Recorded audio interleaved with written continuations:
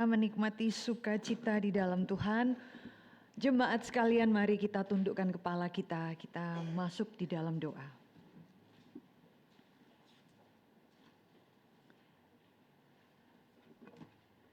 Bapa di dalam surga, Bapa yang sungguh baik, Tuhan, kami memohon Tuhan menarik kami dekat kepadamu ya Bapa, menguduskan pikiran dan perasaan kami. Untuk sebentar kami akan membaca dan merenungkan bagian firman-Mu.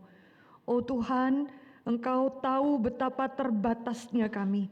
Kami adalah orang-orang yang Kau kasihi, yang adalah milik-Mu Tuhan.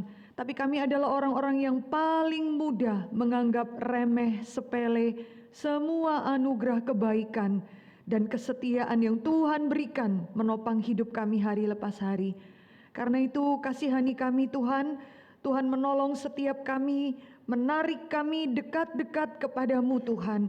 Menolong kami melihat kelimpahan kebenaran firman Tuhan. Harta terbesar yang Tuhan berikan kepada kami di tengah-tengah dunia ini. Sehingga kami tidak terombang-ambingkan oleh diri kami, oleh dunia ini, bahkan oleh tawaran dari si jahat. Tuhan tolong berkati hamba Tuhan. Tuhan tolong berkati dia menyampaikan perenungan firman Tuhan hanya keluar dari isi hati Tuhan semata. Beri takut akan Tuhan kepada setiap kami Tuhan, hamba Tuhan yang berbicara, jemaat yang mendengarkan. Beri kami rasa hormat dan syukur kepadamu Tuhan. Setiap bagian firman Tuhan yang direnungkan, kami meletakkan diri kami di bawah kaki-Mu ya Tuhan. Terima kasih ya Tuhan, dengarkanlah doa ini. Kami bawa kepadamu di dalam nama Kristus Yesus Tuhan kami. Dalam nama Tuhan Yesus, amin. Jemaat yang dikasihi Tuhan, saya amat sangat bersyukur ya. Saat ini dapat kesempatan menggantikan Pak Tommy dan waktu bagian persiapan saya melihat ada kaitan ya dengan 2 minggu lalu saya menyampaikan unworthy servant atau unprofitable servant, hamba yang tidak berguna ya. Kalau boleh saya sharingkan, karena kemarin teman saya bilang, kamu ingat si ini udah pergi duluan. Oh ya, itu rekan kami hamba Tuhan. Lalu bicara-bicara dia katakan, nanti kita kalau meninggal kamu tulis apa ya di nisan. Saya sampai bilang, aduh kalau saya boleh pilih ya, ini suami saya belum saya kasih tahu, nanti kalau datang baru saya pesan-pesan ya. Bolehkah tulis satu kalimat, tiap orang ada kalimat yang di nisannya sendiri-sendiri ya, tapi kalau saya rindu, aduh Tuhan boleh tulis, kami ini cuma hamba-hamba yang tidak berguna. Kami cuma melakukan apa yang layak, yang harus kami lakukan. Kalau boleh kepanjangan kali ya. Oke ya. Maka Bapak Ibu Saudara, mari kita melihat bagian ini, kita lihat kalimat Tuhan yang begitu tajam di dalam satu bagian perumpamaan. Atau iri hatikah engkau karena aku murah hati. Ya, iri hati bertemu dengan murah hati. Bapak Ibu mari kita buka Matius pasal 20 ayat yang pertama sampai dengan ke-16. Matius pasal 20 ya. Bagian yang memang cukup panjang, tapi saya mau mengajak kita melihat selalu firman Tuhan itu, bagian firman Tuhan, lihat di dalam konteksnya, di dalam bingkainya, sebelum masuk di dalam detil ya. Itu selalu ada keindahan-keindahan yang Tuhan mau berikan. Kalau kita perhatikan, LA itu memberikan judul perikop sebelumnya itu orang muda yang kaya ya. Ya, kalau saudara lihat di dalam Alkitab, nah ini kalau lihatnya di HP memang jadi susah ya. Terus saudara buka Alkitab, saudara akan lihat pasal 19 itu ada kisah yang menarik, orang muda kaya yang akhirnya balik belakang tinggalkan Tuhan. Nah sebelum kita masuk di dalam pasal 20 yang kita baca, mari Bapak Ibu Saudara, ayat yang 27 sampai dengan 30 itu saya akan bacakan. 16, ayat 1 sampai 16 itu kita baca bersama-sama. Jadi kita lihat backgroundnya ya, latar belakang yang melatar belakangi kenapa Tuhan memberikan perumpamaan ini kepada murid-muridnya. Perumpamaan kerajaan sorga dengan gambaran orang-orang upahan di kebun anggur. Kenapa Tuhan berikan ini? Nah, pasal 19 ayat 27. Lalu Petrus menjawab dan berkata kepada Yesus, kami ini telah meninggalkan segala sesuatu dan mengikut Engkau. Jadi, apakah yang akan kami peroleh? Kata Yesus kepada mereka, "Aku berkata kepadamu, sesungguhnya pada waktu penciptaan kembali, apabila Anak Manusia bersemayam di tahta kemuliaannya, kamu yang telah mengikut aku akan duduk juga di atas 12 tahta untuk menghakimi ke-12 suku Israel. Dan setiap orang yang karena namaku meninggalkan rumahnya, saudaranya laki-laki atau saudaranya perempuan, bapak atau ibunya, anak-anak atau ladangnya, akan menerima kembali 100 kali lipat dan akan memperoleh hidup yang kekal. Tetapi banyak orang yang terdahulu akan menjadi yang terakhir, dan yang terakhir akan menjadi yang terdahulu." Perhatikan ya, Yesus bilang yang terdahulu akan menjadi yang terakhir, dan yang terakhir akan menjadi yang terdahulu. Nah, ini nanti diulangi lagi, tapi dengan gaya yang berbeda pada waktu perumpamaan ini diberikan. Mari kita baca sama-sama ayat 1 sampai 16. 1, 2, 3. "Seperti seorang tuan rumah yang pagi-pagi benar keluar mencari pekerja-pekerja untuk kebun anggurnya. Setelah ia sepakat dengan pekerja-pekerja itu mengenai upah sedinar sehari, ia menyuruh mereka ke kebun anggurnya. Kira-kira pukul 9 pagi ia keluar pula dan dilihatnya ada lagi orang-orang lain yang menganggur di pasar. Katanya kepada mereka, 'Pergi jugalah kamu ke kebun anggurku, dan apa yang pantas akan kuberikan kepadamu.' Dan mereka pun pergi. Kira-kira pukul 12 dan pukul 3 petang ia keluar pula dan melakukan sama seperti tadi. Kira-kira pukul 5 petang ia keluar lagi dan mendapati orang-orang lain pula. Lalu katanya kepada mereka, 'Mengapa kamu menganggur saja di sini sepanjang hari?' Kata mereka kepadanya, 'Karena tidak ada orang yang mengupah kami.' Katanya kepada mereka, 'Pergi jugalah kamu ke kebun anggurku.' Ketika hari malam, tuan itu berkata kepada mandornya, 'Panggillah pekerja-pekerja itu dan bayarkan upah mereka, mulai dengan mereka yang masuk terakhir sehingga yang masuk terdahulu.' Maka datanglah mereka yang mulai kerja kira-kira pukul 5 dan mereka menerima masing-masing 1 dinar. Kemudian datanglah mereka yang masuk terdahulu akan mendapat lebih banyak, tetapi mereka pun menerima masing-masing 1 dinar juga. Ketika mereka menerimanya, mereka bersungut-sungut kepada tuannya. Katanya, 'Mereka yang masuk terakhir ini hanya bekerja 1 jam, dan engkau menyamakan mereka dengan kami yang sehari suntuk bekerja berat dan menanggung panas terik matahari.' Tetapi tuan itu menjawab seorang dari mereka, 'Saudara, aku tidak berlaku tidak adil terhadap engkau. Bukankah kita telah sepakat sedinar sehari? Ambillah bagianmu dan pergilah. Aku mau berikan kepada orang yang masuk terakhir ini sama seperti kepada kamu.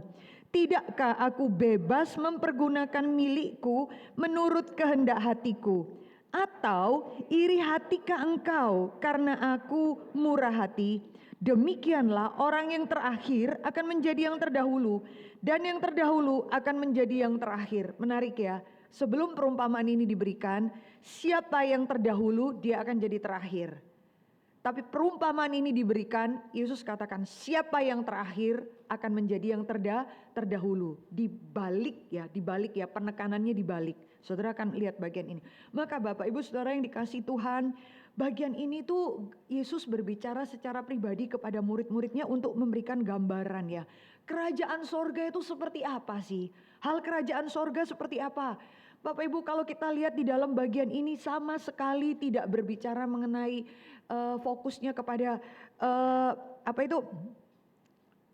hal-hal yang upah itu bagaimana ya, atau bicara mengenai nanti di sorga upah setiap orang itu sama, pahalanya sama. Enggak, sama sekali enggak begitu. Karena Tuhan mengatakan di dalam bagian Matius pasal 5 ayat 19 ya, orang yang mendengar Taurat, melakukan dan mengajarkannya, ada orang-orang yang menduduki tempat paling rendah dalam kerajaan sorga. Tetapi siapa yang melakukan dan mengajarkan perintah Allah, dia akan menduduki tempat paling tinggi. Jadi beda ya. Di dalam Matius pasal 5 ayat 19 ada orang-orang yang cuma dengar, ya dengar oke, amin, puji Tuhan, mengimani, tapi mereka nggak pernah mau lakukan itu dalam hidupnya. Saudara lihat Tuhan katakan enggak ada nanti kita kemudian pahala, lalu orang-orang yang malas-malasan jadi Kristen, lalu pahalanya sama seperti Paulus. Tidak demikian. Bagian ini sebenarnya tidak bicara mengenai pahala, ukuran pahala, atau jangan sampai kita anak-anak Tuhan berpikir, oh karena keselamatan itu save by works ya. Saya diselamatkan karena kerja keras nih, saya layak di hadapan Tuhan. Sama sekali tidak demikian. Bapak Ibu, story about kerajaan surga ini diberikan, itu fokusnya kepada Tuhan yang baik hati. Tuhan yang murah hati, jangan pergi kemana-mana walaupun tetap ada implikasinya di sana. Tapi perumpamaan itu sebenarnya memiliki one meaning ya. Kalau lihat dalam tulisan Simon Kistemaker, semua perumpamaan Tuhan Yesus itu baik sekali Bapak Ibu Saudara. Baca itu menjadi background kita untuk nggak salah ngerti perumpamaan. Perumpamaan itu memiliki satu fokus yang penting, yaitu apa? Di dalam perumpamaan ini fokus utamanya untuk lihatlah Tuhan yang baik hati ini. Tuhan yang kaya raya, yang murah hati ini. Jangan sampai distract dengan yang lain. Kamu sanggup gak lihat luapan isi hati Tuhan yang begitu baik hati? Tuhan ini menjadi fokus yang utama karena dia inisiatif. Dia kaya, dia hebat, dia kaya raya, dia inisiatif, dia pergi keluar, dia pergi ke pasar, dia yang cari pekerja ya. Tuhan ini aktif, bahkan Tuhan ini begitu aktif memberikan ketenangan kepada konflik yang ada. Lu kok bisa terjadi kekacauan kan? Wah saya yang kerja dari jam 6 pagi, lalu yang dibayar terakhir masuk jam 5 cuman kerja 1 jam. Dia begitu otoritas wibawa seorang Tuhan yang memberikan ketenangan dan teguran. Itu sesuatu hal yang indah. Bapak Ibu kita akan melihat bagian ini. Ada seorang kaya, Tuhan ini kaya, dia pergi. Lalu dia pergi ke pasar pagi-pagi sekali ya. Pagi-pagi sekali untuk kumpulkan tidak diberitahu jamnya. Jam 9, jam 12, jam 3, jam 5 sore diberitahu. Kemungkinan dia pagi-pagi sekali karena kebiasaan orang Yahudi jam 6 pagi mereka itu bekerja ya. Maka pagi-pagi sekali Tuhan ini pagi-pagi benar dia pergi ke pasar. Dan kalau pergi pertama kali, kenapa pergi pertama kali? Kemungkinan akan mencari orang-orang yang baik ya, yang fisiknya baik. Itu pilihan yang pertama saudara. Saudara pilih buah aja. Kalau sisa-sisa, ini nggak ada lagi bu, ya cuma itu sisa-sisanya. Ya, tadi datang sih satu baskom gede udah habis. Nah itu berarti pilih orang habis pilihan yang paling baik ya.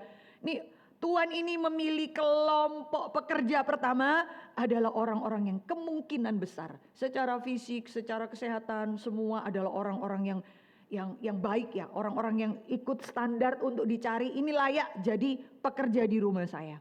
Tapi kedua, saudara akan melihat Tuhan ini cari orang-orang, dia balik lagi, dia ketemu orang-orang yang nganggur. Udah lebih siang ya, udah lebih siang. Kalau yang tadi kelompok pertama orang-orang yang sehat, orang-orang yang semangat dan ada deal bargain di situ.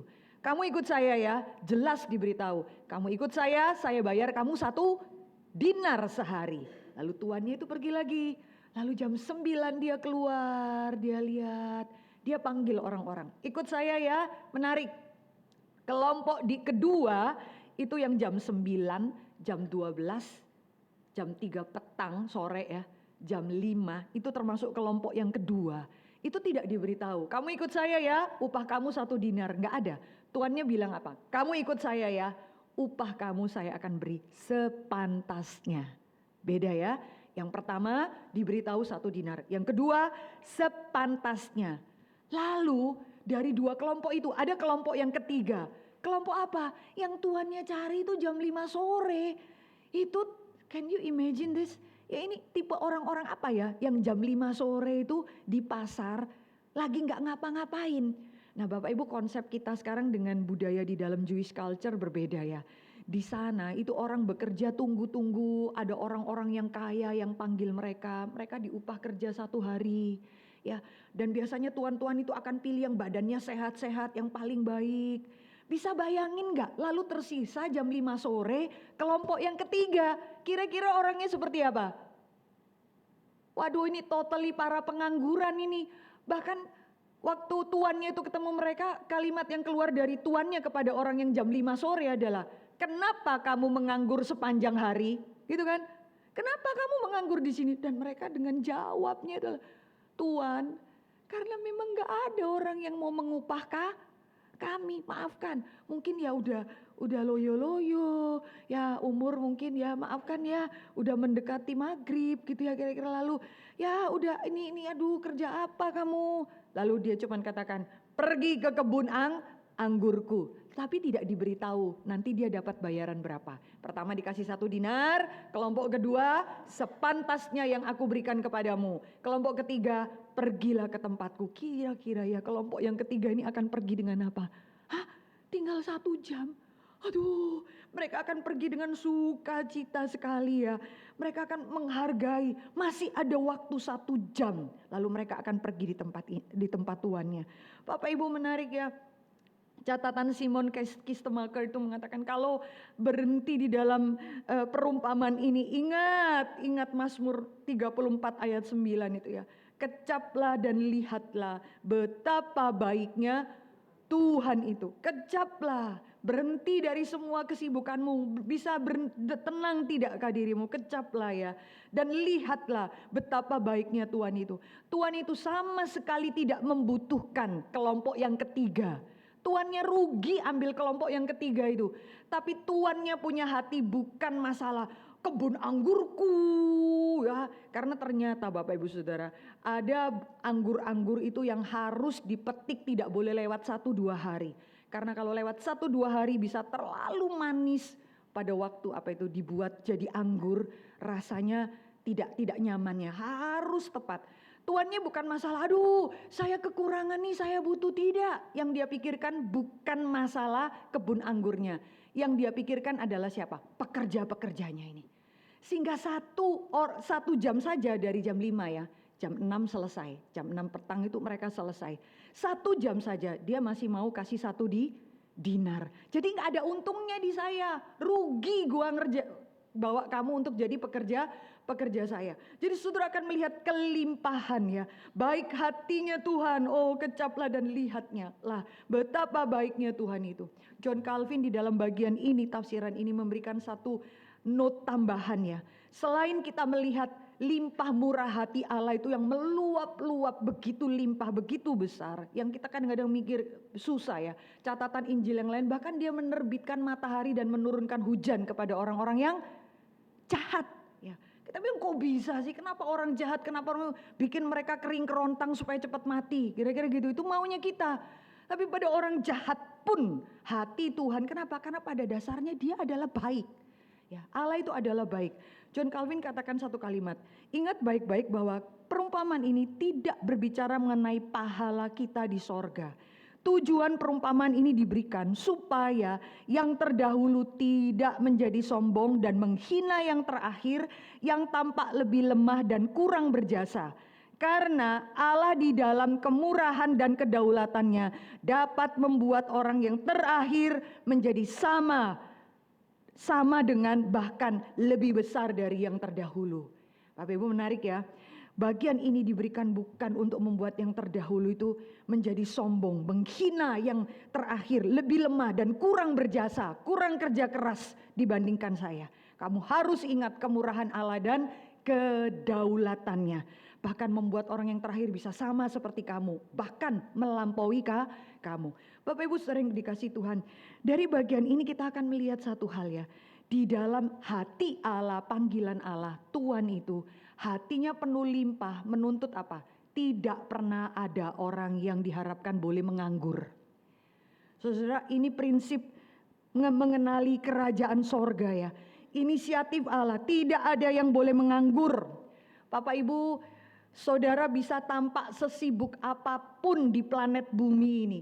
Sesibuk pekerjaan apapun, sana sini, rapat dan lain sebagainya.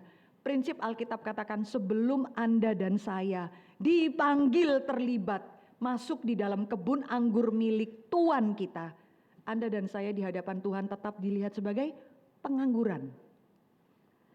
Ya, kita boleh terlihat sesibuk apapun saudara-saudara. Saudara, saya bukan mengatakan bahwa ada orang-orang mengatakan, "Aduh Bu Mercy jangan gitu. Maksud ibu apa? Loh saya itu kerja loh Bu, saya itu bukan pengangguran, saya itu atur karyawan dan lain sebagainya. Ya, saya sibuk sekali loh Bu." Dan jangan lupa loh, itu saya lakukan untuk Tuhan. Itu juga pelayanan. Bisa Bapak Ibu Saudara. Maka saya katakan semuanya itu bergantung inisiatif panggilan Allah dalam hidupmu. Kenalilah, saudara, jelas nggak panggilan Allah dalam hidupmu itu apa? Ada orang-orang katakan, saya nggak perlu melayani lah di gereja. Pelayanan itu kan nggak bisa hanya hal-hal yang rohani. Sabtu sampai Minggu sibuk di dalam gereja. Saya di kantor juga saya melayani, itu pelayanan saya. Ya saudara, di kantor saudara bisa melayani. Tapi saudara harus ingat baik-baik ya. Di kantor ada biasnya. Di situ saudara digaji. Di situ saudara mendapat keuntungan. Di situ ada apa itu? Ada prestis saudara, kalau karier saudara naik. Di situ ada mata banyak yang melihat saudara. Tetapi waktu saudara masuk di dalam ladang anggur yang Tuhan punya, kita semua melayani ya. Prinsipnya adalah Tuhan mau setiap anak-anak Tuhan punya kerinduan untuk melayani Tuhan. Celaka kita. Kalau kita jadi anak-anak Tuhan, menerima kasih karunia Tuhan, darah Tuhan tercurah untuk hidup kita, lalu seumur hidup saudara gak punya kerinduan melayani Tuhan, curigailah dirimu. Saudara ini benar-benar sudah merasakan kasih Tuhan, atau saudara cuma pengunjung di gereja, ya, atau KTP saudara gereja, seorang Kristen ya. Seorang anak-anak Tuhan sejati dia harus rindu bekerja untuk Tuhan. Bahkan saudara akan melihat untuk sisa 1 jam pun Tuhan itu akan pergi keluar, kumpulkan para pengangguran yang gak diminati orang-orang itu ya. Lalu katakan, kalian semua pergi ke kebun anggurku. Semua harus bekerja. Ya, ndak ada yang tidak melayani Tuhan. Ndak ada di tempat ini yang katakan, aduh Bu Mercy gitu ya. Ya, anak-anak saya masih kecil, 5 anak. Ibu tahu nggak yang sulung anak ke-6, papanya anak-anak. Itu juga repot urusannya. Yang bocil-bocil 5 masih gampang, yang nomor 1 ini ya.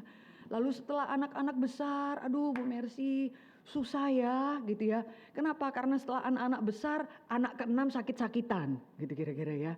Lalu mesti ngurus anak yang ke-6 tadi itu ya, yang bonus itu. Lalu setelah itu lama tambah umur, dua-duanya sakit-sakitan, gak bisa melayani Tuhan. Saya ingat ya, di gereja di Surabaya itu ada satu gereja Kristen tempat saya biasa melayani, ada seorang ibu lihat pengumuman. Pengumumannya itu diundang untuk ikut kebaktian doa. Nangis dia. Saya bilang, "Ai, kenapa?" Ai itu, "Tante, kenapa?" Ya, ini belum doa kok udah nangis gitu ya. Nah, kenapa Ai? Ai lihat ada apa? Saya pikir siapa yang didoain di situ. Terus dia bilang apa? "Lu tahu nggak? Gua ini pingin ikut persekutuan doa ini. Tapi setiap aku sudah mau ikut persekutuan doa ini, baru mau datang, langsung giliran aku yang didoakan." Dia bilang gitu. Karena entah kakinya sakit lah, ininya sakit lah, dadanya sesak. Sampai dia bilang gini, "Sekarang saya pingin pun melayani Tuhan. Tuhan tutup pintu buat saya." Dia katakan demikian. Kesian ya. Kalau kita lihat seolah-olah Tuhan itu membutuhkan kamu. Lalu lupa bahwa kita pingin pun, mau pun. Saudara jangan pernah hina kasih karunia Tuhan. Tuhan akan bilang tidak bisa, selesai. Saudara, Alkitab itu memberitahu ada orang-orang yang pengangguran yang Tuhan kumpulkan. Tapi saudara ingat juga prinsip di dalam Alkitab. Tuhan mencari orang-orang itu adalah orang-orang yang memang udah sibuk juga. Catatan di dalam Alkitab itu waktu Tuhan memanggil orang-orang untuk mengikut Tuhan, murid-murid dalam keadaan apa? Dalam keadaan keletihan, semalam-malaman mereka mencari ikan. Mereka nelayan-nelayan yang pekerja keras. Ya. Mereka bukan orang-orang tanda kutip pengangguran yang gak bisa ngapa-ngapain.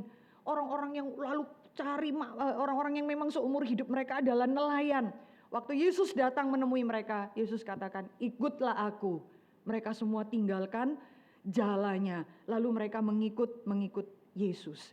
Maka Bapak Ibu Saudara yang dikasihi Tuhan, di dalam kerajaan sorga tidak pernah boleh ada satu orang pun yang menjadi penonton. Karena yang penonton cuman siapa? Ya Tuhan pemilik kebun anggur itu. Setiap kita harus berdoa, Tuhan, gak mungkin gak ada di antara kita yang gak punya talenta. Kenapa saya ini gak bisa, itu gak bisa. Terus jangan terlalu terus mengasihani diri ya. Saya nyanyi gak bisa. Ya, yang KKR regional juga nggak bisa, ini nggak bisa, itu nggak bisa, kenapa hidup ya? Jadi nggak mungkin nggak ada orang nggak punya satu talenta. Minim itu Tuhan kasih satu talenta. Saudara lihat, tidak ada orang yang dibiarkan Tuhan menganggur. Doakan baik-baik. Tuhan, di dalam tubuh Kristus ini, di dalam waktu yang Tuhan berikan, apa yang bisa saya berikan bagian di dalam pekerjaan Tuhan. Kedua, Tuhan panggil orang itu dengan waktu yang berbeda-beda, Bapak Ibu Saudara. Itu hak mutlak otoritas dari Tuhan, kedaulatan Allah. Saudara tidak bisa pertanyakan kenapa saya harus dipanggil pagi jam 9, lalu kenapa dia yang paling sore? Tidak bisa, Saudara. Itu bukan hak otoritas Anda dan saya. Ada orang-orang yang dipanggil dari sejak kecil. Saudara perhatikan ya, anak-anak yang bertumbuh dengan baik di gereja Tuhan, ya, terutama itu saudara akan lihat di dalam statistik Bana itu dilihatkan bagaimana melihat keadaan sekolah minggu. Itu kalau dididik baik-baik, anak-anak ini akan masuk di dalam remaja. Mereka dipersiapkan menjadi pemimpin-pemimpin gereja yang jauh lebih stabil daripada orang-orang yang bertobat pada waktu mereka dewasa. Lebih tenang, mereka sudah tahu bagaimana lausenya gurunya, bagaimana konflik dalam gereja, bagaimana dimarahi papa harus main piano dan lain sebagainya. Mereka sudah lebih stabil untuk melihat itu. Bapak Ibu, ada orang yang dipanggil sejak dari kecil. Ada orang seperti Yeremia dari kandungan ibunya. Ada seperti siapa? Seperti Musa, ya, ada orang-orang yang dipanggil Tuhan itu intervensi luar biasa memberikan panggilan mereka sejak dari bayi. Ada Timotius, ya, yang dari kecil ya dididik ya dari keluarga yang cinta Tuhan, walaupun papanya belum percaya, tapi Tuhan kasih bonus Paulus, orang guru untuk mendidik Timotius. Ada yang dari remaja, Daud, ada seperti Yusuf pada waktu 17 tahun, beda-beda Bapak Ibu Saudara. Ada yang dewasa dan lain sebagainya. Poinnya adalah jangan menyesali, aduh Tuhan. Bapak Ibu, ada saya ketemu seorang ibu, dia katakan dia merasa begitu dapat banyak berkat di gerakan Reform ya. Dia ikut banyak hal seminal, dia saat ini kebaktian di pusat. Dia katakan, aduh sayang sekali. Saya kenal gerakan ini, belajar firman Tuhan. Umur saya udah lanjut Bu Mercy. Saya dengarkan Pak Tong khotbah, aduh bagus. Tapi kemampuan saya menerima itu sedikit sekali. Dia katakan, sayang ya, coba saya tahu di gerakan Reform ini atau di gereja Reform 20-30 tahun lalu. Coba ada yang ngajak saya, ada yang beritahu. Saudara kadang-kadang mikir gitu ya, aduh coba. Saudara jangan GR lah saudara ya. Coba kita lihat ya, saya bilang pada dia, ibu tenanglah, jangan menyesal karena itu. Kita cuman boleh satu itu menyesal kalau sudah tahu dan kurang kerja keras sama Tuhan. Sekarang sudah tahu dan masih menunda-nunda waktu. Terus dia bilang, iya sayang ya Bu, sekarang saya nyatet hamba Tuhan ngomong cepat banget. Dia sebutkan hamba Tuhan di tempat kita. Coba saya tahu 20 tahun lalu, saya bilang pada dia, coba kalau 20 tahun lalu ada orang Reform yang ajak ibu ke gereja Reform, kira-kira ibu mau terima gak? Ibu akan bilang, ih gereja apaan khotbah 1 jam, kurang kerjaan apa gitu ya. Tahan banget dengerin orang ngoceh 1 jam, bisa gitu kan saudara ya. Ya, timingnya Tuhan itu beda dengan timingnya kita. Coba kalau kamu tahu 20 tahun lalu, maksudnya apa? Ya, saudara tanpa kita sadari, coba saya tahu lebih banyak, maka saya sekarang akan lebih tahu banyak hal, lebih ngerti, lebih bisa berdebat tanpa kita sadari saudara. Ada kenikmatan ya, kesombongan yang tanpa kita sadari. Saya cuma bilang sudah lah Ibu, jangan menyesal itu sekarang. Jangan kerja asal-asalan sama untuk Tuhan. Kita sudah tahu sekarang, tahu yang baik, kerjakan bagian kita. Karena time waktunya Tuhan itu berbeda sekali. Saudara, mari kita akan melihat bagaimana mentalitas pekerja ini dikontraskan dengan hati tuannya yang limpah dengan murah hati tadi. Bagaimana mentalitas para pekerja? Tadi kita sudah bahas, kelompok pertama itu adalah kelompok yang tuannya cari pagi-pagi benar, kemungkinan besar mereka adalah orang-orang yang siap untuk bekerja, yang tunggu. Karena budaya saat itu Bapak Ibu Saudara, di pinggir-pinggir pasar itu orang tuan-tuan yang kaya itu mencari orang yang bisa diupah. Dan yang menyedihkan, begitu banyak orang yang di pinggir-pinggir pasar minta upah. Kadang-kadang tuannya tidak membutuhkan karena mereka punya budak-budak lain di rumah. Nah, apa yang terjadi dengan para pekerja-pekerja ini? Para pekerja-pekerja ini bisa nganggur sampai malam, nggak dapat apa-apa. Jadinya apa? Pulang balik ke rumah, mereka tidak mendapat apa-apa. Tetapi kelompok yang pertama itu menarik ya. Mereka adalah kelompok yang kemungkinan paling siap kerja dan berelasi dengan bargain ya. Tuannya sendiri bilang, kamu kerja di kebun anggur saya jelas kasih kamu upah satu dinar. Orang-orang kayak demikian itu Bapak Ibu Saudara. Kelompok pekerja yang seperti nomor 1 ini, aduh, mentalitasnya nanti kalau masuk dalam pekerjaan Tuhan, dalam pelayanan, modelnya kayak apa ya? Modelnya itu seperti apa? Wah, untung rugi banget Bapak Ibu Saudara. Jelas, kalau saya masuk kebun anggur kamu, you have to do something, you have to pay me. Kamu harus beri saya sesuatu, 1 dinar. Ini mentalitas pekerja kayak gini saudara, yang selalu kalau saya ikut Tuhan dapat apa? Ya. Saya udah tinggalkan semua dapat apa? Ingat ya kayak kata-kata Petrus tadi loh. Tuhan, saya sudah tinggalkan loh keluarga saya, pekerjaan saya semua. Lalu saya ikut kamu, saya dapat apa? Tidak kebetulan ya, perumpamaan ini diberikan. Petrus dengar, ups, ya. Kelompok keberapakah Petrus? Kelompok keberapakah Anda dan saya? Orang yang relasi dengan Tuhan itu menuntut apa? Orang tipe kayak demikian itu. Bargain dengan Tuhan. Kalau saya kerja segini, kau kasih saya apa? Kalau saya sudah melayani Tuhan, kau berkati saya apa? Kalau saya kasih perpuluhan, ingat jangan lupa loh, ganti 10 kali lipat. Saya kasih sama Tuhan 100.000, balas berapa? 1 juta. Saya kasih ikan teri, ganti apa? Ikan kakap. Kira-kira gitu ya. Orang yang jelas dia pikir Tuhan kamu you owe something. Kamu utang sama saya Tuhan. Karena kau yang bilang kan. Nah saudara, untuk orang-orang demikian itu selalu menuntut hak. Jangan salah Bapak Ibu Saudara. Allah kita itu Allah yang adil. Dan Allah yang menghormati janjinya. Allah memang berkata kamu akan mendapat 1 dinar. Nah celakanya orang tipe pekerja yang pertama itu matanya itu kalau kerja gak pernah tertarik lihat tuannya. Nggak pernah terpesona siapa tuan yang kaya ini yang mau mengajak saya kerja di kebunnya. Konsep di dalam kepala dia cuman siapa? Cuman apa? Dinar, uang. Saya ikut kamu konteksnya cuman 1. Saya harus diberkati dengan materi, uang. Nggak heran ya, waktu dia lihat yang lain dikasih 1 dinar, dia harusnya saya dapat apa kata-kata Alkitab? Lebih. Jadi hitung aja saudara yang kerja jam 6, 7, 8, 9 harusnya dapat berapa? 12 dinar ya. Lah kamu yang jam 5 off, jam 6 1 dinar. Lah saya jam 6 pagi harusnya berapa? Wah ini ama Tuhan gak jauh-jauh hitungannya materi doang saudara. Paling enggak nih ya harusnya gue dapat 10 dinar. 12 dinar malah harusnya. Hitungannya ama Tuhan itu bargain saudara. Ya orang-orang kayak demikian, saudara tahu nggak? Ini juga dikhotbahkan di gereja. Saudara kasih apa sama Tuhan? Tuhan kasih berlipat-lipat sama engkau. Saudara kasih segitu, ya udah Tuhan kasihnya segitu sama kamu. Maka terus orang itu memberi kompetisi ya saudara. Sampai mau kasih, saya dulu sekali ekstrim ya. Saya masih remaja itu lihat ada hamba Tuhan ekstrim. Memang ini khotbah sampai tante sebelah itu nggak bawa apa-apa gitu ya. Dia masih berani nantang untuk apa yang melekat di jari kamu. Baru kali itu loh saya melihat orang persembahan itu melepaskan cincin ya, melepaskan anting.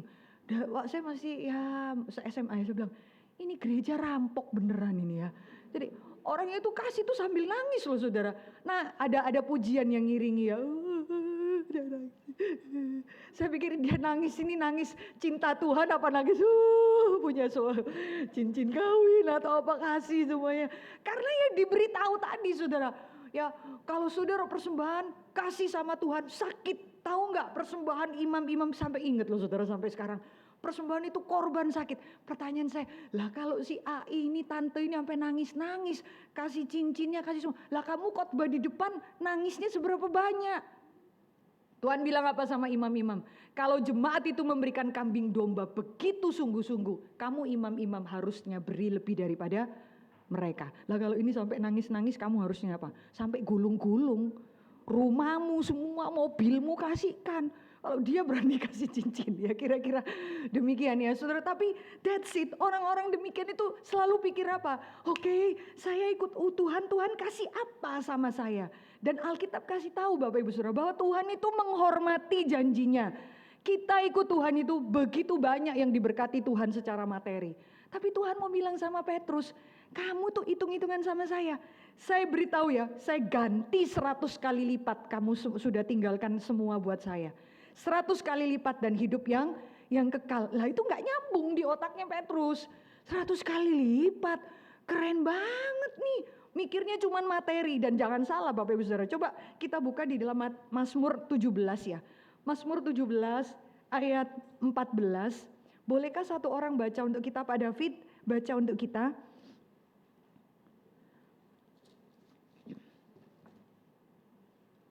Mazmur 17 ayat 14. Ya. Luputkanlah aku ya Tuhan dengan tangan-Mu dari orang-orang dunia ini yang bagiannya adalah dalam hidup ini. Biarlah perut mereka dikenyangkan dengan apa yang Engkau simpan, sehingga anak-anak mereka menjadi puas dan sisanya mereka tinggalkan untuk bayi-bayi mereka.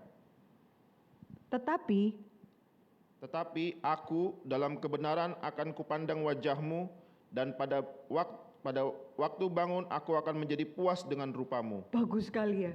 Tadi pagi saya waktu persiapan dapat ayat ini, saya sangat bersyukur. Coba kita baca satu kali lagi ya, yang sudah dibaca Pak David tadi. 1, 2, 3, ini doa yang indah sekali. Luputkanlah aku ya Tuhan dengan tangan-Mu dari orang-orang dunia ini yang bagiannya adalah dalam hidup ini. Biarlah perut mereka dikenyangkan dengan apa yang Engkau simpan, sehingga anak-anak mereka menjadi puas, dan sisanya mereka tinggalkan untuk bayi-bayi mereka. Tetapi aku dalam kebenaran akan kupandang wajah-Mu, dan pada waktu bangun aku akan menjadi puas dengan rupa-Mu. Saya aminkan ayat ini luar biasa. Terima kasih ya Tuhan, biar jadi doa kita. Doa bagian pemazmur dia lihat, orang-orang dunia itu diberkati dengan bagian yang Tuhan simpan. Dan Tuhan simpan ya memang untuk mereka diberkati apa? Hidup mereka bagiannya cuma di dunia ini. Demikian kan? Yang mereka pikir itu cuma materi di dunia ini. Enggak apa-apa Tuhan, berkati mereka. Bukan cuma mereka, anak-anak mereka. Enggak apa-apa Tuhan, cucu-cucu mereka. Biarlah mereka mendapat berkat semua yang dari dunia ini. Jadi saudara tahu ya, kita orang Kristen pun ikut Tuhan, Tuhan masih bisa memberkati kita dengan hal-hal seperti itu enggak? Masih. Tapi kita bukan kelompok pertama yang fokusnya cuma dinar. 10 dinar kalau gitu, 12 dinar. Pemazmur katakan, luputkan aku Tuhan. Jangan sampai mataku melihat bagian-bagian yang di dunia ini saja. Lalu apa? Puaskanlah aku Tuhan kalau aku boleh tidur. Dan pada waktu bangun aku dipuaskan oleh rupa-Mu. Itu jadi bagian kita. Saudara jangan salah ya. Banyak orang-orang yang sepertinya melayani bekerja untuk Tuhan. Itu bagiannya, matanya bukan melihat kepada tuannya, tetapi melihat kepada dinarnya. Saudara-saudara, Tuhan bukan anti berkat kekayaan, tapi Tuhan katakan, Petrus, kamu hitungannya apa dengan Tuhan? Saya ganti kamu 100 kali lipat, tapi dengan konsep yang klik puji Tuhan. Petrus dan murid-murid harus mendengarkan perumpamaan tentang orang upahan ini. Bapak Ibu saudara yang dikasih Tuhan, di dalam Lukas pasal 16 ayat 24, itu Tuhan kasih juga bagian perumpamaan tentang orang kaya ya. Abraham dengan orang kaya dan Lazarus ya. Lazarus dan orang kaya itu kemudian masuk neraka. Lalu kemudian orang kaya itu bilang pada Bapak Abraham, suruh dong Lazarus cucukkan jemarinya. Karena aku di neraka itu begitu kepanasan, cucukkanlah. Apa yang kata Abraham kepada orang kaya yang masuk neraka itu? Bapak Abraham katakan, kamu selama hidup di dunia, kamu sudah menerima semua hal yang baik dari Allah. Cek kata-kata saya ya. Bahkan berkat materi, kamu selama hidup sudah menerima semua hal yang baik dari Allah. Tetapi Alkitab juga katakan, celakalah kamu hai orang kaya, jikalau kamu mendapat penghiburan dari kekayaan kamu. Poinnya adalah di situ. Bukan Tuhan tidak suka kekayaan, tetapi kita katakan bahwa kekayaan itu pun dari Allah. Tetapi Lukas pasal 6 ayat 24, yang menjadi kecelakaan jikalau Anda dan saya meletakkan perhentian penghiburan, pengharapan kita kepada kekayaan itu. Maka kita tidak akan pernah dipuaskan di hadapan Tuhan. Lalu itu kelompok yang pertama. Kalau mereka tidak dapat dinar yang lebih, mereka akan berbalik. Udah deh nggak Kristen-Kristen Anda. Ngapain ikut Tuhan? Melayani Tuhan susah. Tinggalkan Tuhan, beralih, cari yang lain. Sudah melayani malah nggak diberkati Tuhan, malah hidup susah. Kadang ya kita sendiri Bapak Ibu Saudara bisa. Saya kemarin bahas Esther itu, kita itu bisa minder melihat dunia ini diwakili Ahasiweros, pamer kekayaan kepada kita. Can you imagine ya, orang-orang diperbudakan di zaman Esther itu berapa minder mereka. Ada orang pesta itu 6 bulan saudara, masih ditambah pamer. Lalu cara pestanya itu apa? Dress code-nya itu cuma satu. Pergi ke pesta itu makan minum sepuasnya tanpa ada aturan dan larangan. Kita lihatin orang-orang di tengah perbudakan, lihat cara orang-orang Persia itu kalau pesta bisa minder-minder loh. Saudara tahu enggak? Ada seorang anak pemuda di tempat kita itu bilang ini, Bu Mercy, dia bilang ini, aduh mamaku cinta Tuhan, papaku cinta Tuhan. Tapi satu kali aku diikutkan pergi ke satu konser boy band dari Korea datang. Temannya itu seperti IO di situ ya. Saya diizinkan masuk untuk lihat persiapan mereka. Waduh dia cerita, aduh kulit mereka bening-bening. Wow, dia bilang, aku merasa minder, kecil sekali aku di situ. Kenapa nak kamu bisa minder di situ? Dia bilang, aduh Bu Mercy itu orang kalau persiapan wah. Ya kelasnya memang keruk uang dari situ ya. Terus dia bilang, nak kamu sudah belajar firman Tuhan begitu banyak. Hitungan hidupmu itu cuman itu doang. Jadi kamu minder di tengah itu semua. Terus dia boleh mikir-mikir ya. Orang-orang mikir, aduh saya susah ya, keluarga saya masih Buddhis, gak percaya Tuhan. Saya mau cerita Tuhan Yesus sama dia, susah. Kenapa? Dia bos, suami saya kerja sama dia. Susah kan? Enggak susah juga, saya bilang gitu. Justru suamimu ditaruh Tuhan di situ, kesian banget. Ya, kamu punya apa yang dia nggak punya. Kok matamu terpesona sama 1 dinar itu tadi? Kira-kira demikian ya. Hitungannya demikian, minder sama yang itu. Pemazmur katakan, Tuhan luputkanlah aku dari yang dicari orang dunia. Di mana apa? Diberkati oleh bagian dunia, dia dipuaskan, anak cucunya dipuaskan, keturunannya berlimpah ruah. Tetapi aku tidak Tuhan. Aku tidak mau melihat bagian itu. Saudara lihat ya, mentalitas pekerja yang pertama. Kedua, mentalitas pekerja yang kedua itu orang yang tidak pernah diberitahu upahnya. Tuannya cuma bilang apa? Kerja, ikut saya beri kamu sepantasnya. Lah sepantasnya itu berapa saudara? Apakah mereka tanya, berapa? Pada saat itu umumnya 1 dinar itu diberikan supaya apa? Bukan cuma orang yang kerja bisa makan. Tetapi paling tidak 3 sampai 5 orang dalam keluarga itu bisa makan. 1 dinar itu upah yang sebenarnya besar saudara. Hitungannya bukan seperti sekarang anak belum menikah lalu hanya bisa dia makan pagi sore, bukan seperti itu saudara. 1 dinar kamu bisa makan dan kamu harus memberi makan anakmu. Hitungannya 3 bisa sampai 5. Kalau lebih dari itu ya memang selera pemberani ya, anak 7, 8 kira-kira ya. Ya lu cari sendiri. Tapi ini adalah dipikirkan yang properly untuk para pekerja saat itu. Tidak diberitahu. Sehingga mereka ikut tuannya mentalitasnya seperti apa? Beda dari yang pertama ya. Yang pertama itu bargain banget. Lu kalau gak berkati saya, gua tinggal lo. Karena perjanjian di depan jelas. Yang kedua adalah apa? Tidak pernah diberitahu. Tuannya hanya bilang, saya akan beri yang sepantasnya. Jadi pekerja yang kedua ikut tuannya berdasarkan apa? Berdasarkan apa Bapak Ibu Saudara? Berdasarkan apa? Berdasarkan terpaksa. Keren juga ya, ada jawaban yang nyeleneh-nyeleneh dan membuat suasana ya. Saya pikir dia tidak terpaksa, dia butuh, dia sangat butuh, tuannya tidak butuh dia. Ikut berdasarkan apa? Percaya saudara. Belajar apa? Belajar percaya. Percaya bahwa nanti kamu kasih di bawah 1 dinar pun, saya nggak boleh protes. Ini mentalitas percaya dan mempercayakan diri. Kenapa? Yang dia pegang kemungkinan besar adalah apa? Dia sangat percaya tuannya ini adalah Tuhan yang sangat baik hati. Dia kenal tuannya ini, mulutnya bisa dipegang, integritasnya, karakternya. Sehingga menarik Bapak Ibu Saudara, Abraham itu bisa dipanggil keluar, tinggalkan semua kenyamanan di negerinya, tinggalkan semua. Dia tidak pernah diberikan Google Map, Waze, diberitahu nanti Kanaan itu di mana, belok mana, di Kanaan akan seperti apa, kelimpahannya seperti apa, enggak ada. Abraham enggak perlu tahu semua itu. Kenapa dia berani tinggalkan semua dan ikut Tuhan? Yang Abraham pegang cuma satu, saya tahu siapa yang panggil saya, selesai. Saya tahu siapa yang panggil saya. Itu iman itu, kalau saudara lihat yang dulu saya punya anak sekolah minggu ya main-main, yang matanya ditutup-tutup itu loh. Lalu dikasih kursi, ya, lucu ya anak-anak itu, tutup, ada anak yang mundur 1 langkah, kakinya gini-gini ke belakang ya. Mundur 2 langkah, gini-gini baru berani mundur. Tapi ada satu anak itu mundur maju santai aja, mukanya matanya ditutup ya. Ini kan ilustrasi sederhana tentang percaya ya. Lalu satu kali saya kasih kursi duduk, namanya Vincent ya. Dia langsung duduk. Kita yang kaget saudara, karena hampir saja dia jatuh ya. Agak miring kursinya.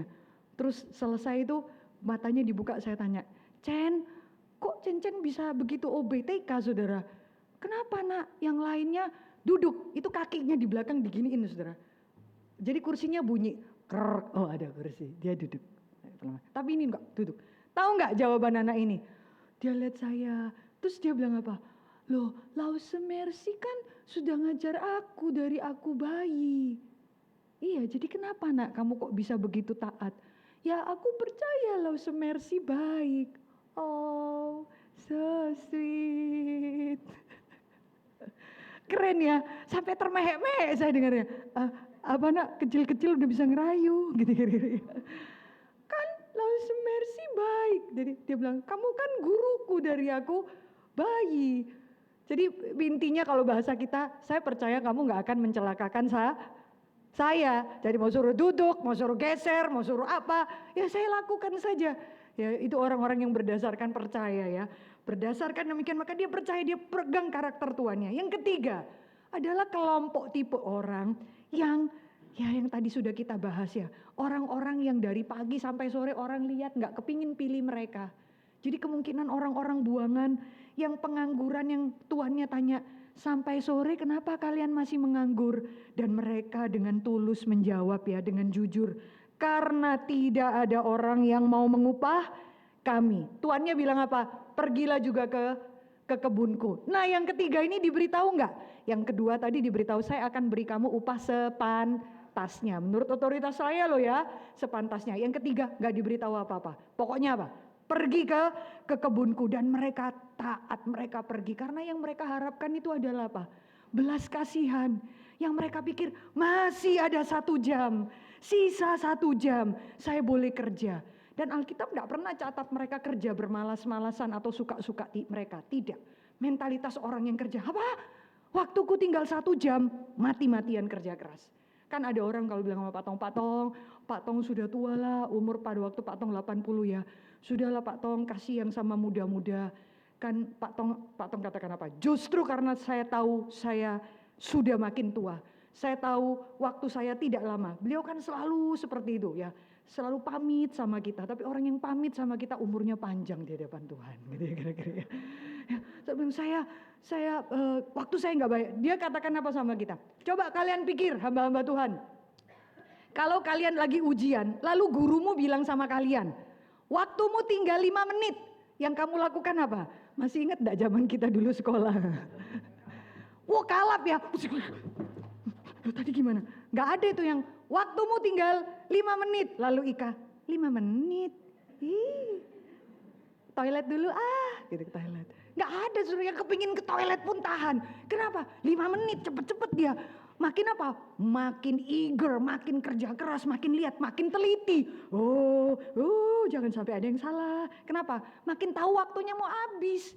Nggak ada orang sakit jiwa tuh yang kalau tahu waktunya tinggal sedikit malah leha-leha. Tinggal 1 jam, ini betul-betul ada kelainan jiwa ya. Oke, nggak apa-apa, makan minum sepuasnya, suka-suka saya. Justru karena tahu tinggal 1 jam, dia kerja dengan sungguh-sungguh. Maka Bapak Ibu Saudara yang dikasihi Tuhan, mari kita akan melihat bagian bagaimana cara Tuhan yang murah hati ini. Serunya adalah apa? Waktu bayar, bilang sama mandornya, bayarin mereka semua ya. Caranya kan humor tinggi Bapak Ibu Saudara. Pada zaman itu pun cara ini sesuatu yang berbeda sekali. Karena tuannya bilang apa? Bayar dari apa? Yang masuk terakhir, baru kemudian yang masuk pertama. Mandornya bilang, nggak salah nih. Menurut saudara kenapa ya? Kenapa perumpamaan ini serunya? Saya waktu persiapan bagian ini, kenapa ya? Dan rasanya kok belum menemukan satu tafsir ya. Matthew Henry pun tidak bahas bagian ini. Ya, yang dapat itu di William Hendrickson ya, dia katakan satu kalimat demikian. Serunya ya Tuhan kita yang menggambarkan Tuhan yang memiliki ladang ini. Kenapa mesti bayar yang terakhir dulu? Kenapa tidak bayar yang pertama? Kan aturannya yang datang pertama dong.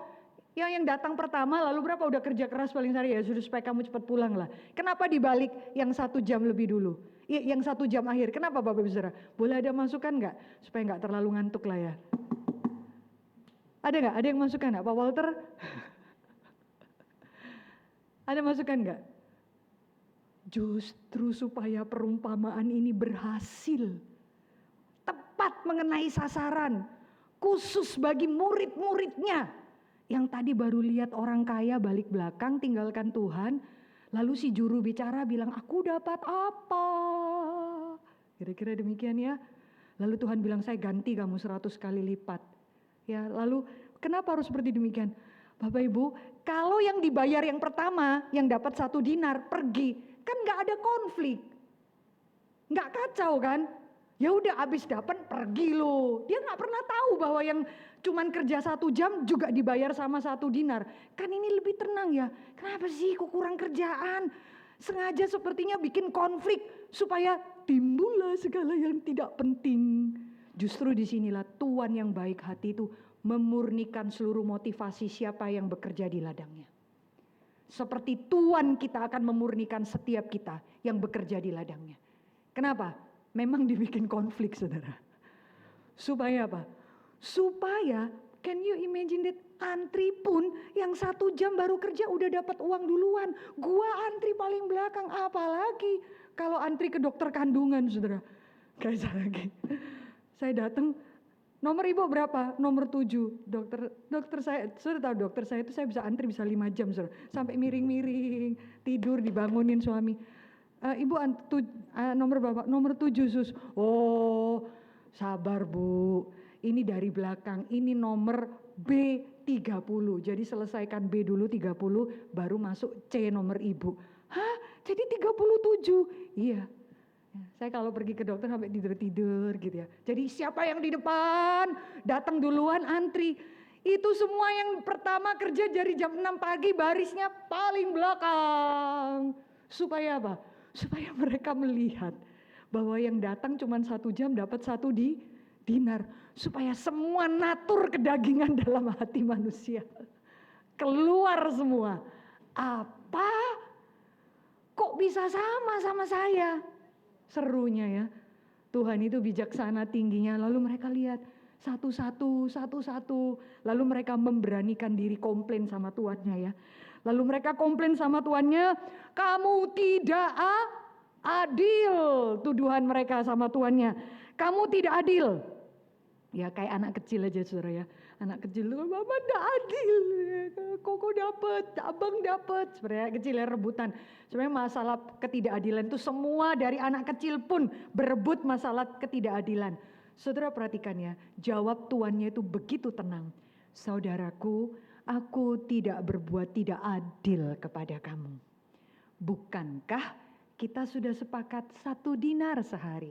Tenang ya, saya tidak adil. Kamu agree kan 1 dinar sehari? Lalu dia katakan, ambil dan pergilah. Aku berbuat sesuka hatiku memberikan kepada yang terakhir sama seperti kamu.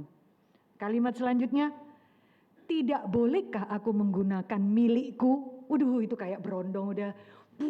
Lalu, tidak bolehkah aku gunakan milikku? Kalimat terakhir, atau iri hatikah kamu karena aku murah hati pada orang lain? Tidak ada jawaban lagi, terdiamlah mereka. Saudara nggak bisa berdebat dengan Tuhan tentang keadilan.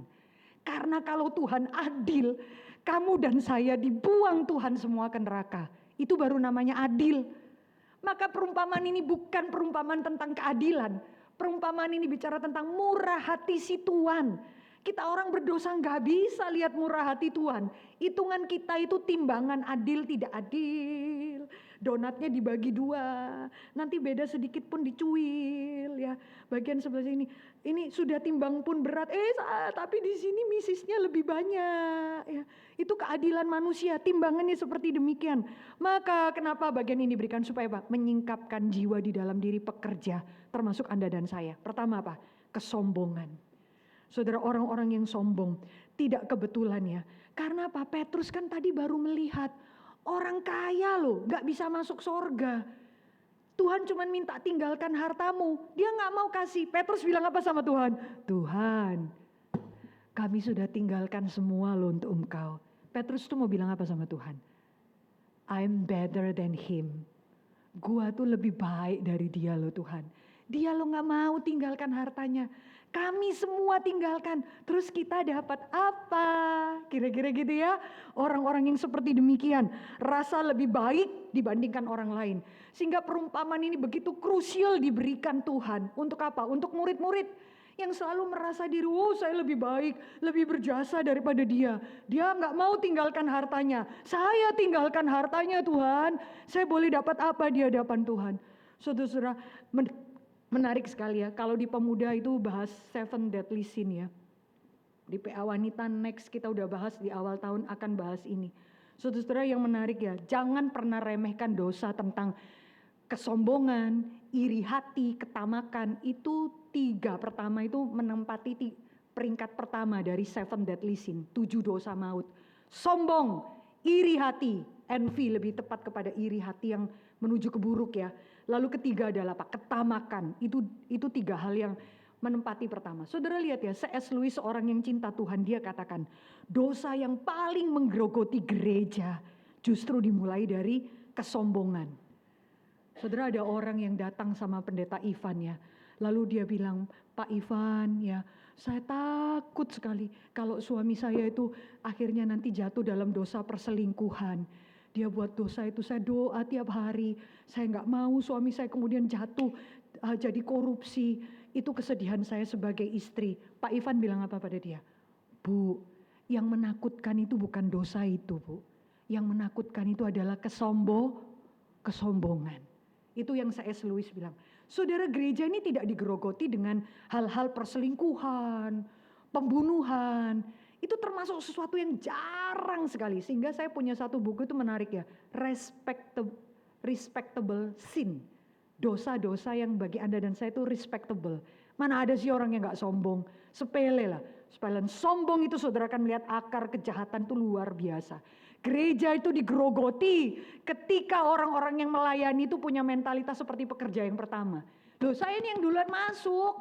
Saya lebih senior daripada kamu. Kamu junior. Yang ini bikin reseh dalam kebun anggur milik tuannya. Ini yang selalu merasa, dan orang-orang yang sombong itu selalu refleks bandingkan diri dengan orang lain. Gak bisa bandingkan dengan standar Tuhan. Selalu bandingkan dia dengan orang lain. Lah kamu apa?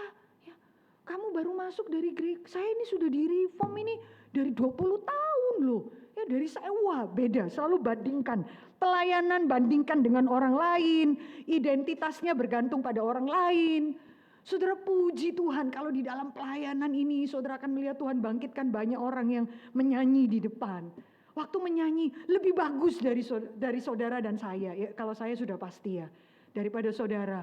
Saudara punya hati itu limpah, aduh ini kebun anggur punya Tuhan. Dan Tuhan itu Bapa pemilik kebun anggur itu kirimkan begitu banyak pekerja. Wah luar biasa. Hati-hati loh saudara. Saudara kalau lihat orang-orang yang di gereja melayani, dipakai Tuhan lebih daripada saudara. Mereka baru nyanyi sebentar, ya latihan sebentar, nyanyi suaranya lebih bagus dari saudara. Saudara sakit hati, hati-hati loh, sakit jiwa loh lama-lama. Terus punya hati yang seperti demikian. Terus kenapa ya? Kenapa ya? Saudara lihat ya, temannya sombong itu selalu bandingkan diri dengan orang lain. Dan dia selalu naik ke atas. Ingat ya, orang kalau selalu naik ke atas, dia pikir dia Tuhan. Karena di atas kita itu tuh Tuhan. Waktu dia naik ke atas, dia selalu dia pikir dia Tuhan. Yang lain itu siapa? Saya Tuhan, yang lain manusia. Atau dia pikir, oh saya manusia, yang lain monyet. Tuhan, Allah, Allah, manusia, dan semua ciptaan yang lain. Orang-orang yang seperti demikian akhirnya gak jauh-jauh dari envy, iri hati, saudara. Jangan remehkan orang iri hati. Di dalam cerita ini, saudara akan melihat satu kengerian dari iri hati.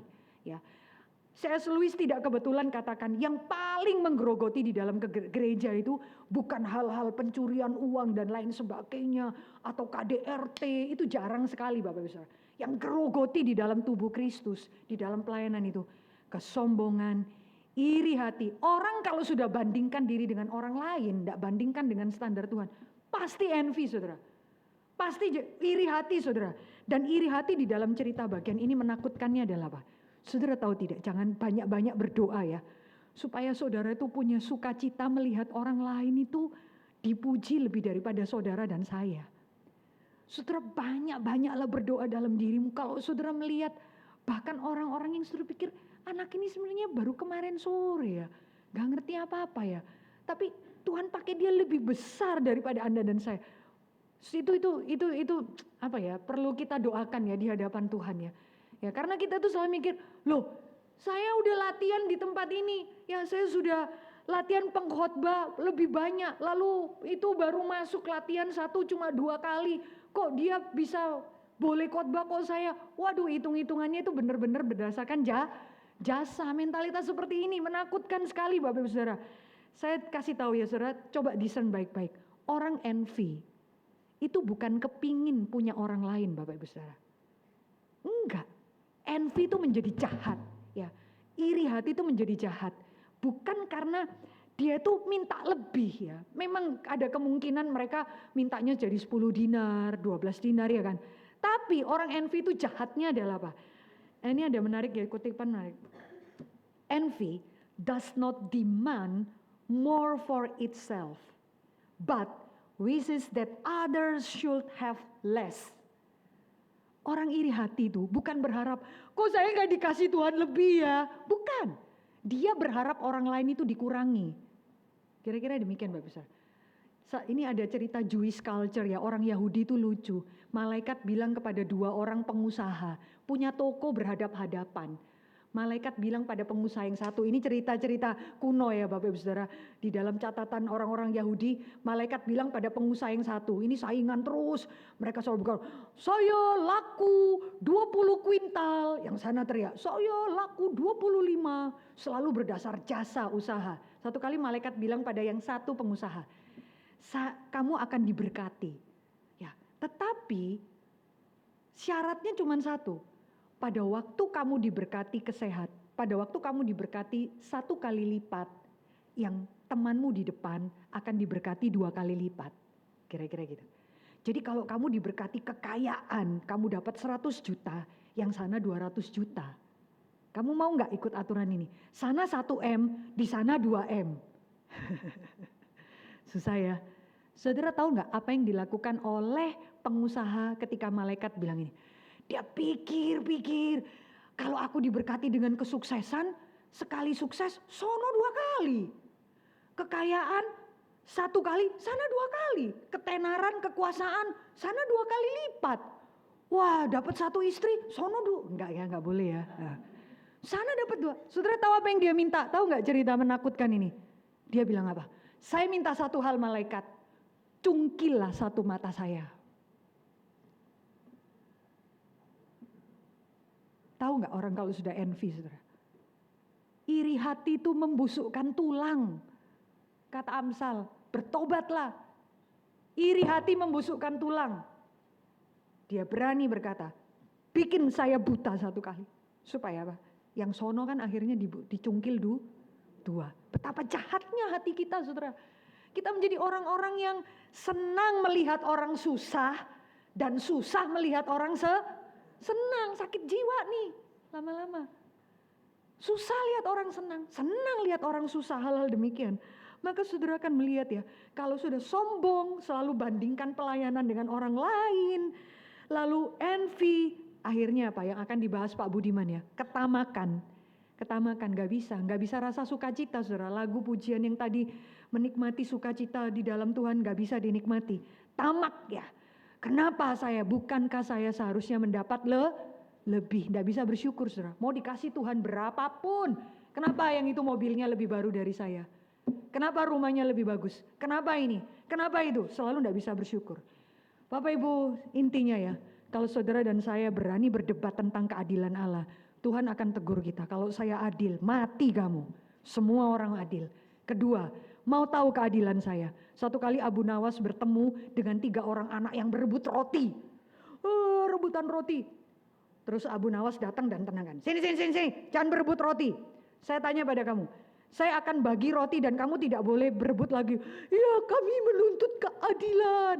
Anak-anak itu berteriak gitu kan. Saya mau adil. Abu Nawas tanya, kamu mau keadilannya manusia atau keadilannya Allah? Anak-anak pikir, keadilan manusia, ada tipu-tipu tuh, ada manipulasi tuh, ada pilih kasih tuh. Lalu 3 anak jawab, kami mau keadilan Allah. Baiklah, lalu Abu Nawas mengambil roti yang direbutkan itu, lalu dia bagi suka-sukanya dia. Ada yang besar, ada yang sedang, ada yang kecil. Ini bukan keadilan Allah. Lalu mereka membanting rotinya dan pergi. Tidak adil, kira-kira demikian. Karena Abu Nawas itu lebih biblical, mirip Alkitab saudara. Kalau keadilan Allah, mau tahu artinya adil. Hai para pekerja-pekerja, yang ini 1 talenta, yang sono 2 talenta, yang belakang 5 talenta. Pergi. Siapa yang teriak marah? Yang punya 1 talenta. Alkitab bilang apa pada kalimat kepada orang yang kuburkan? Tuhan bilang apa?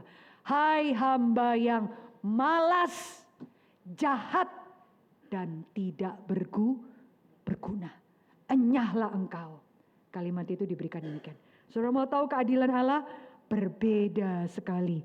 Nah saudara-saudara, kiranya Tuhan memberkati kita ya. Kiranya Tuhan memberkati kita, gereja kita, dan kita berdoa, Tuhan bawalah aku melihat kemurahan Tuhan, supaya aku tidak banding-bandingkan diri dengan orang lain. Tuhan bikin aku terpesona untuk melihat rupa-Mu, sehingga mataku tidak lihat dinar, 10 dinar, 12 dinar, tuntutan yang gak penting. Bahkan Alkitab katakan, aku bisa memberikan itu kepada kamu, tapi kamu tidak menikmati persekutuan dengan Tuhan. Jangan sampai kita menjadi jiwa yang sombong seperti Petrus, jiwa seperti anak yang sulung, yang tidak bisa terima melihat adiknya diampuni dan dikasihi oleh papanya, yang tidak bisa terima, dia sakit hati. Dan si sulung selalu mengatakan, Papa, aku sudah bertahun-tahun kerja melayani engkau. Persis ya, kayak pekerja yang pertama ya. Jangan lupa Papa, aku ini kerja keras untuk kamu, tapi engkau tidak pernah memberikan seekor kambing buat aku bersuka cita dengan teman-temanku. Papanya bingung, apa? Miskin sekali kamu. Kamu mintanya apa? Kambing. Bukankah kamu anak sulung pemilik warisan itu? Tapi taste-nya taste kambing. Celaka sekali. Anak-anak Tuhan yang gak bisa bersuka cita di dalam rumah Bapaknya. Hatinya penuh dengan kegelisahan, iri hati, dan ketidakpuasan. Mari kita tenangkan hati kita di hadapan Tuhan, kita berdoa.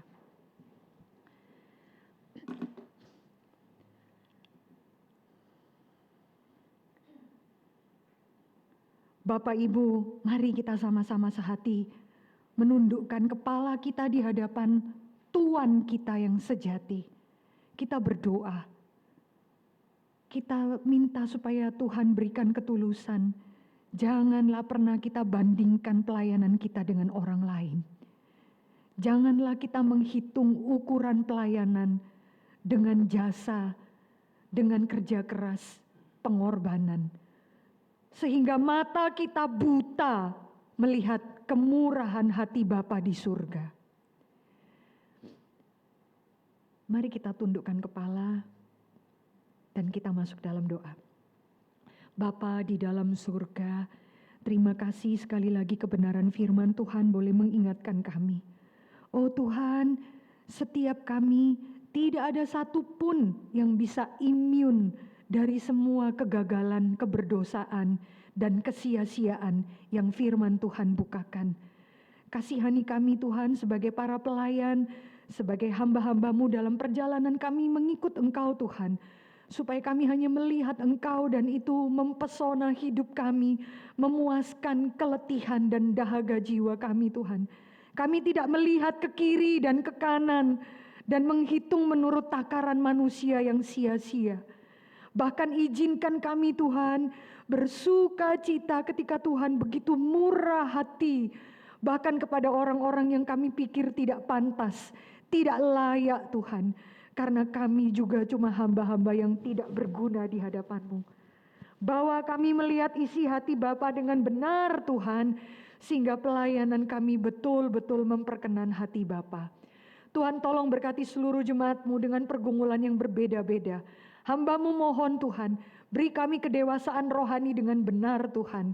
Di tengah-tengah dunia yang begitu menyilaukan mata kami meminta satu hal, biarlah Kristus Yesus, anak-Mu yang tunggal, memberikan pesona yang tidak ada habis-habisnya buat mata kami, buat iman kami Tuhan. Sehingga kami mengerti artinya sukacita yang sejati menjadi murid Kristus. Terima kasih Tuhan, hiburkanlah di antara kami yang bergumul dengan hal-hal yang tidak penting dan meletihkan diri kami Tuhan. Dan tarikkanlah kami lebih dekat kepadamu. Di dalam nama Tuhan kami Yesus Kristus kami sudah berdoa. Amin.